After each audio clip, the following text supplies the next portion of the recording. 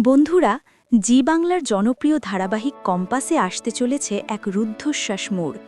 যে ডিককে ধরার জন্য কম্পাস হন্যে হয়ে খুঁজছে, সেই ডিকের স্ত্রীর হাতেই কি ধরা পড়ে যাবে কম্পাসের আসল পরিচয়?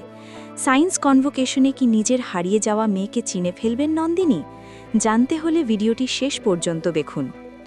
গল্পের শুরুতেই দেখা যায় মোনালিসাকে চৌধুরী বাড়িতে নিয়ে আসার পর কম্পাস নিজেই তার সব দায়িত্ব পালন করতে থাকে। কিন্তু সরল মনে কম্পাস বুঝতেই পারে না যে মোনালিসার এই অসহায়তা আসলে একটা বড় ষড়যন্ত্রের অংশ। মোনালিসার ঘরে বিহান আসতেই শুরু হয় তার অভিনয়। বিহানকে জড়িয়ে ধরে মোনালিসা কাঁদতে কাঁদতে বলতে থাকে, বিহান তুমি আমাকে ছেড়ে যেও না, প্লিজ আমার কাছে একটু থাকো। কিন্তু বিহান মোনালিসার মায়াজালে পা দেয় না।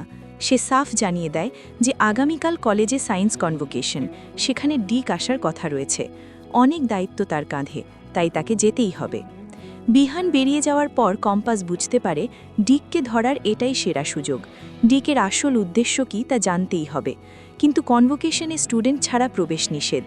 অগত্যাথা ঋতুজার সাহায্য নিয়ে ছদ্মবেশে বা বিশেষ উপায়ে অনুষ্ঠানে ঢোকার পরিকল্পনা করে কম্পাস। ঋতুজা আর কম্পাস পৌঁছে যায় সেই কনভোকেশন অনুষ্ঠানে। অন্যদিকে কনভোকেশনে আসার আগে ডিক তার স্ত্রী নন্দিনীকে নিয়ে একটি জেনারেল হসপিটালে যায়।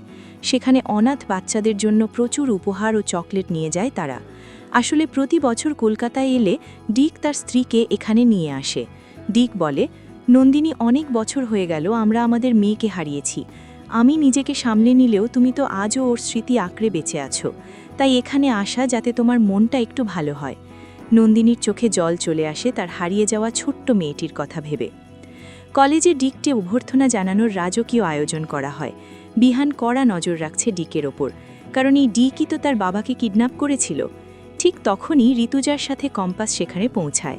বিহান কম্পাসকে দেখে অবাক হয়ে যায়। সে তার মাকে জিজ্ঞেস করে, মা, তুমি কম্পাসকে এখানে কেন আনলে? এখানে তো বাইরের কারোর অনুমতি নেই। ঋতুজা বিহানকে বুঝিয়ে দেয় যে ডিককে ঠিকঠাক চেনার জন্য কম্পাসকে এখানে থাকা খুব দরকার। অনুষ্ঠান চলাকালীন ডিকের স্ত্রী নন্দিনী ওয়াশরুমে যাওয়ার জন্য সিট থেকে উঠে আসেন। কম্পাস সুযোগ বুঝে নন্দিনীর পিছু নেয়। হঠাৎ হাঁটতে হাঁটতে হোঁচট খেয়ে পড়ে যেতে যান নন্দিনী, আর ঠিক তখনই বাজ পাখির মতো ক্ষিপ্রতায় কম্পাস গিয়ে তাকে ধরে ফেলে। কম্পাস চিন্তিত হয়ে বলে, আপনি ঠিক আছেন তো? চোট লাগেনি তো আপনার? নন্দিনী যখন কম্পাসের দিকে তাকায়, মুহূর্তের জন্য সময় থমকে যায়। কম্পাসের সেই মায়াবী চোখ, মুখের আদল আর গলার স্বর শুনে নন্দিনী চমকে ওঠে।